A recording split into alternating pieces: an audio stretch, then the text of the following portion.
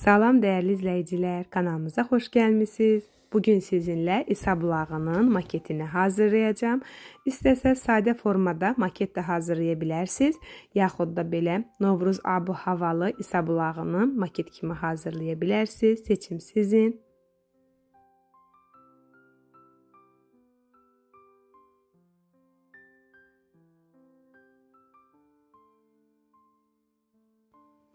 Böyük maketləri mən taxta üzərində qururam.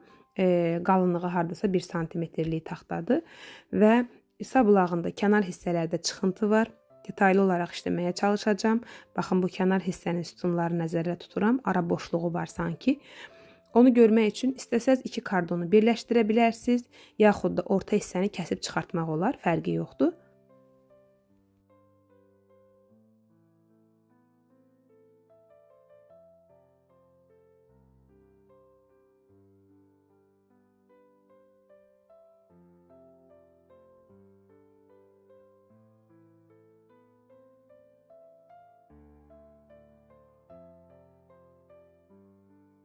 Bu taxtanı düz formada deyil, biraz maylı, yəni təxmini olaraq deyirəm 45 dərəcə bucaq altında yerləşdiririk və hündürlükləri ölçü olaraq göstərirəm ki, ola bilsin siz də hazırlayanda eyni bu ölçüdə hazırlamaq istəyirsiniz. Bu isə maketdəki o başlıq hissənin küncüdür və bu formada 2 sütunun arasına yerləşəcək qədər kardon kəsirik. Hətta kənar hissələrdən yarım santimetr içəriyə doğru kəsdim mən. Çünki əlavə kənarlara yapışdıracağam. Onu da nəzərə aldım, yəni boşluğu doldurmaq üçün. Və bu kağızı kəsməkdə məqsədim daha simmetrik olması üçündür.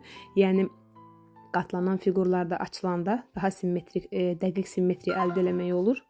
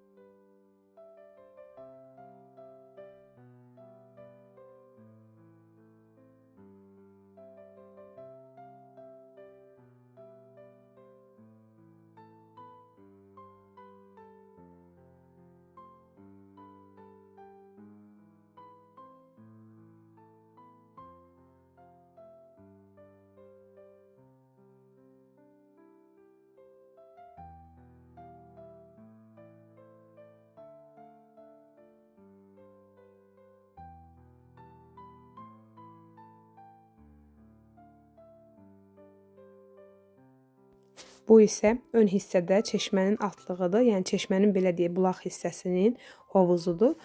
Və burada da ara kəsmə var. Onu əldə etmək üçün yenə kardonu bu dəfə ortadan kəsib çıxartmayacağam. Hər iki formanı sizə göstərirəm ki, hansı rahat onu eləyəsiniz. Birbaşa içəri hissəni çıxardıb kağız yapışdıracağam. Amma yəni öncədən kağızı da yapışdıra bilərsiniz, daha sonra kəsəsiniz. Yaxud da əksinə bir kağız üzərinə 2 paralel kardonu biraz yarım santimetr ara məsafə ilə yapışdıra bilərsiniz.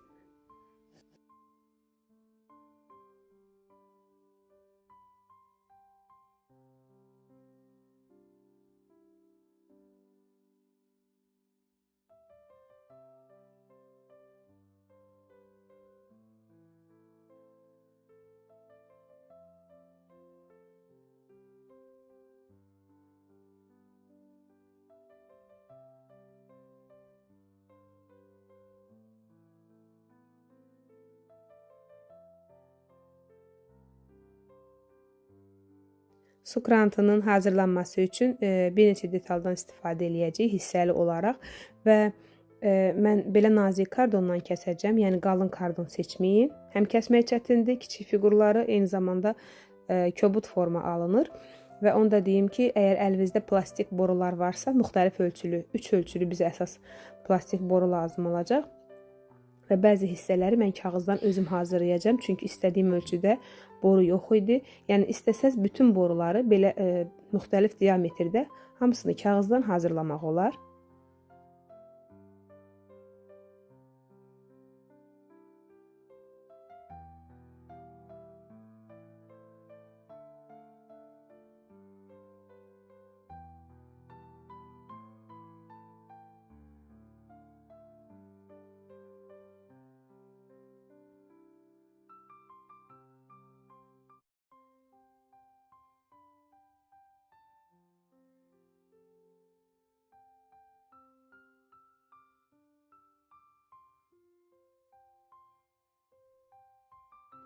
Kardon borular adi su çöpləridir.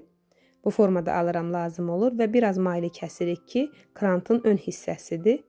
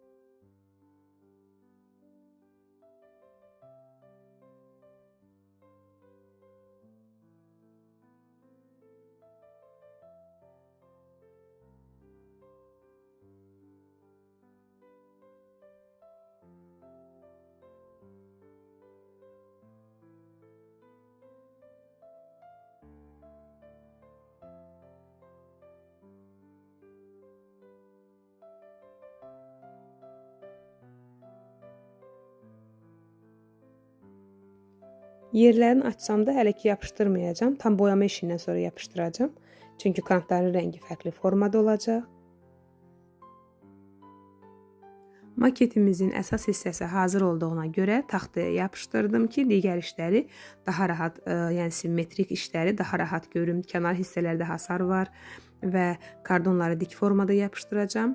Ona görə də taxta üzərinə yapışdırıb davam eləyirəm. Hasarda yan hissələr düzdür və biraz kənara doğru gəldikcə dairəvi forma alır.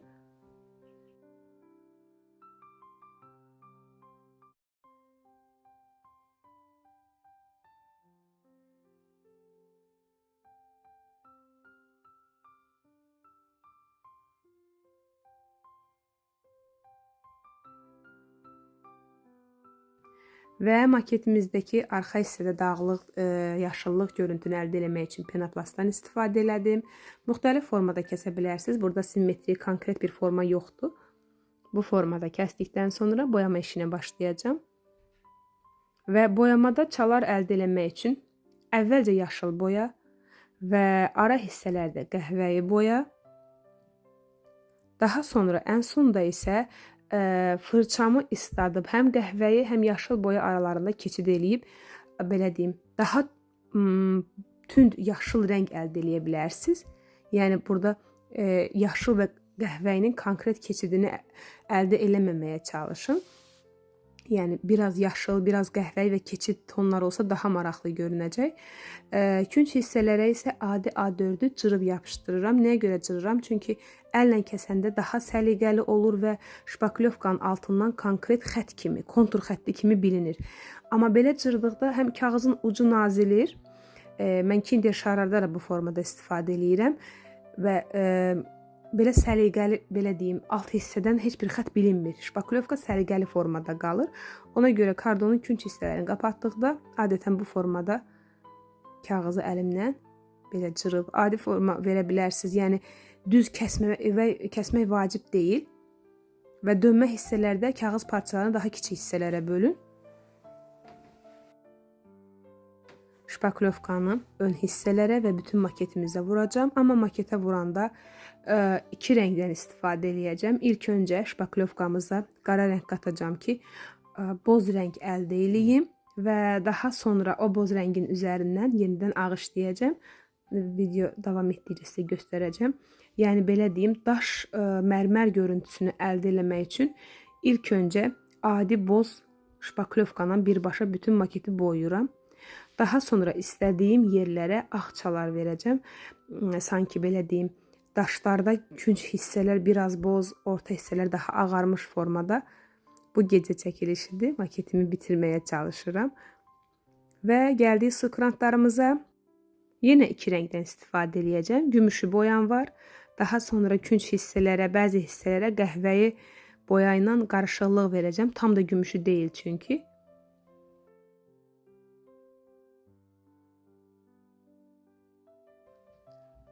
İsa bulağı sözünü gümüşü boyanla yazdım. Yoxdursa gümüşü lakla da yaza bilərsiniz. Dırnaq boyası ilə ara hissələrə sönü çəmən yapışdırdım. Və belə yarpaq budaqlarım var. İncə yarpaq seçməyə çalışın. Daha sonra isə suvenirlərimizi yerləşdirəcəm. İsa bulağında Novruz bayramını qeyd edirik.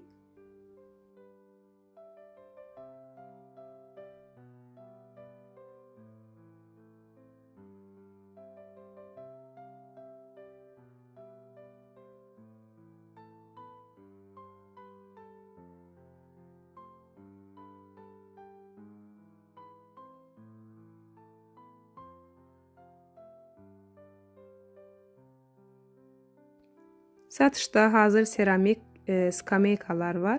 Mən bu dəfə odundan özüm hazırladım. Həm daha maraqlı görünür, həm də ala bilməyən izləyicilərim üçün yeni fikir olar istədim.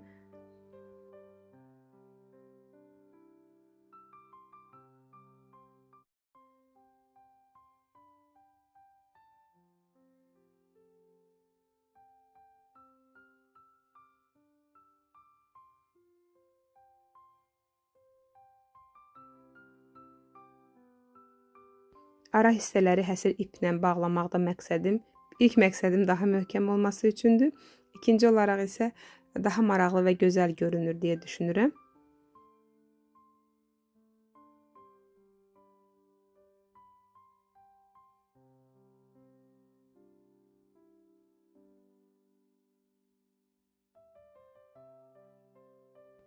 Daha sonra belə bir quş yuvası hazırlamışam, onu yapışdıracağım. Bu yumurtaları da özüm hazırlamışdım. İstəsəz satışda hazır quş yuvaları var, istifadə edə bilərsiniz alıb. Və bulağımız tam hazırdır. Bugünlük bu qədər. Bizi izlədiyiniz üçün təşəkkürlər. Sağ olun. Növbəti videolarda görüşənədək.